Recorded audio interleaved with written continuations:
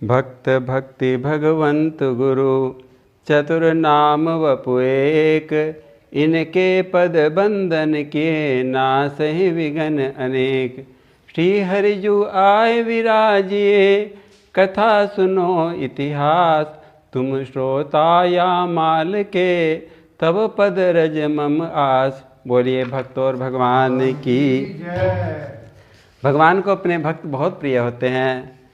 जहाँ भक्तों की कथा होती है तो भगवान खुद श्रोता बनकर उनकी कथा सुनने के लिए विराजमान हो जाया करते हैं। ऐसे ही एक भक्त एक भक्त हुए भक्त सेना नाई के नाम से एक भक्त हुए। ये भगवान को बड़े प्रिय भक्त थे। भक्तमाल जी में नाभाजी ने कहा है कि ये सेन नाई जो थे ये भीष्म जी नहीं, जैसे भगवान अपने भक्तों के लिए समय समय पर अवतार लिया करते हैं, इसी प्रकार भगवान के जो परम भक्त हैं, जो भगवान के परिकर हैं, जो वो भी भगवान की तरह ही समय समय पर भगवान की लीलाओं का आनंद लेने के लिए और आनंद देने के लिए, भक्ति के प्रचार के लिए समय समय पर अवतार लिया करते हैं।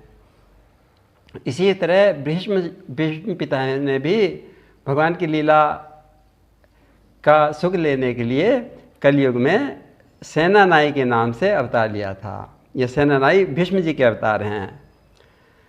अब सेना नाई ये एक नाई जाति में उत्पन्न हुए थे। मध्य प्रदेश के राजा राम भगेला के यहाँ उनकी सेवा किया करते थे।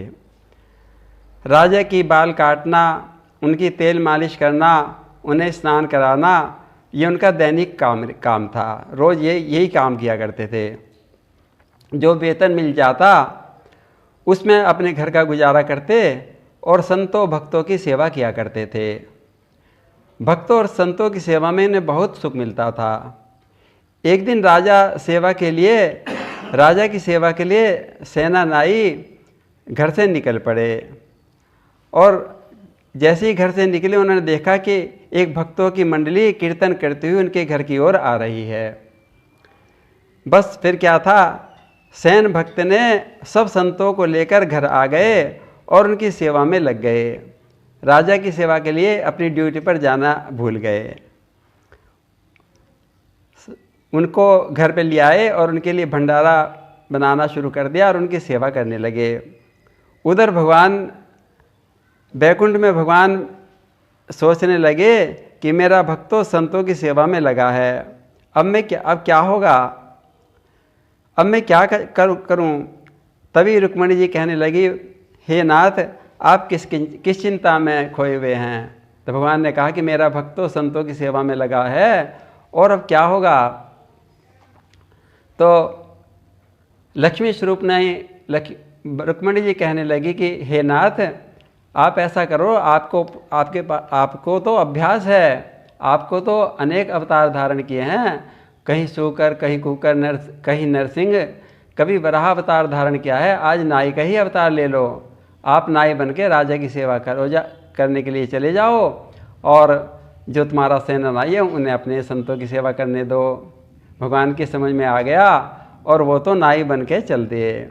अब नाई बनने का तो अभ्यास था नहीं ना भगवान को, तो रुक्मणी जी उनका श्रृंगार करने लगी और उन्हें खूब अच्छी तरह से सजा दिया। कांधे पर छुरी और उस तरह की कैंची आदि का जो उनका बैग था वो दे दिया, हाथ में दर्पण दे दिया और तेल मालिश के लिए एक शीशी दे दी और भगवान तो नाई बनकर सेना नाई के रूप में चल पड़े। और उन्हें याद आ गई और मन ही मन गुनगुनाने लगे, मैं भक्तों के हित कारण ही बहुरूप बनाया करता हूँ। मैं भक्तों के हित कारण ही बहुरूप बनाया करता हूँ। साकेत धाम के सुख को छोड़ पृथ्वी पर आया करता हूँ साकेत धाम के सुख को छोड़ पृथ्वी पर आया करता हूँ मैं भक्तों के हित कारण ही बहुरूप बनाया करता हूँ। भगवान नाई के रूप में दरबार के पास पहुंच गए, दरबार में पहुंच गए राजा के, और उन्हें जाते ही प्रणाम किया। भगवान की वाणी का ऐसा प्रभाव हुआ कि राजा तो उनकी वाणी सुनते ही गदगद हो गए। अरे सेना, तेरी वाणी में तो आज अमृत घुला हुआ है। भगवान ने कटोरी में तेल रख दिया राजा के आगे, और जो दैनिक क्रिया थी उनकी तेल मालिश करने लगे। उनकी पीठ पर तेल लगाकर और मालिश करने लगे। आज तो जैसे ही भगवान के हाथ राजा की पीठ पर पड़े तो उन्हें तो आनंद आ गया। भगवान अपने सुकोमल कर कमलों से राजा का मालिश करने लगे। राजा के भाग्य के क्या कहने। राजा बोले, सेना, आज तेरे हाथों में कौन सा जादू उतर आया, बड़ा मज़ा आ रहा है। तभी राजा की दृष्टि तेल की कटोरी पर पड़ी जिसमें तेल रखा था। देखा किरीट को मुकुटधारी भगवान उस छवि में विराजमान हैं। कटोरी के तेल में भगवान की छवि दिखलाई दे रही है। तो राजा चौंक गए और उन्हें पीछे मुड़ के देखा कि किसकी छवि आ रही है। तो वहाँ तो सेनानायक दिखलाई दिए भगवान। किंतु जैसे ही भगवान ने उसकी पीठ पर एक तेल मालिश का एक झटका मारा तो राजा तो खो गए आनंद में और सब भूल गए। और भगवान कटोरी में अपना स्वरूप दिखाकर उसकी तेल मालिश करके उनकी बाल काटकर में तो चले गए। और राजा को कुछ भी नहीं पता चला। वो तो सुख में ऐसा आनंद में विभोर हुआ तो वो तो आनंद में डूब गया। सेनानाई बने भगवान तो राजा की सेवा करके चले गए। उधर अब भक्त सेना को मंडली में जो सेवा कर रहे थे उन्हें याद आया, अरे मैं तो राजा की सेवा में जाना ही भूल गया, आज तो बहुत देर हो गई। जैसे ही संत लोग विदा हुए तो सेना तो चल पड़े राजा की सेवा के लिए, और जल्दी जल्दी अपनी सामग्री इकट्ठी करके और उनके दरबार में पहुंच गए। जैसे ही दरबार में पहुंचे तो दरबान पूछने लगा कि सेना अब क्यों आए, दोबारा आप क्यों आए। सेना समझा नहीं, सोचने लगा वैसे ही कह दिया हो गया।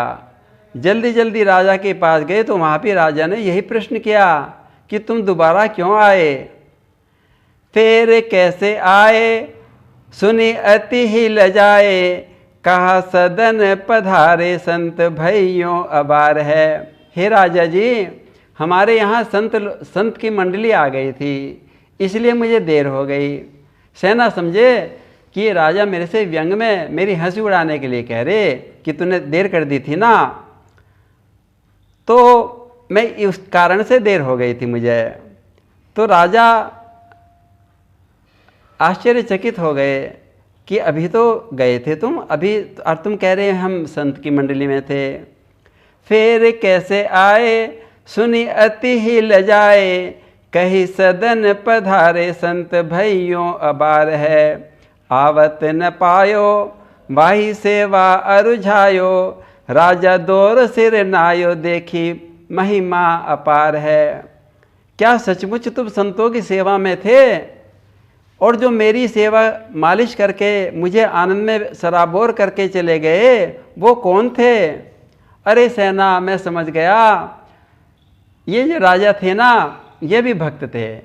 ये भी सेना से कहने लगे, अरे सेना मैं समझ गया, मैं तो तेरे श्याम सुंदर ही थे जो तेरा काम करने के लिए नाई बनकर आए थे।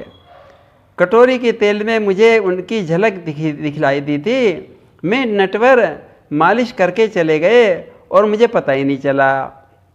राजा के नेत्रों से आंसू बरस पड़े, टप टप टपकने लगे। राजा सेन नाई के चरणों में गिर पड़े। सेन भक्ति अपार महिमा देखकर राजा सेना नाई के भक्त बन गए और उनके शिष्य बन गए।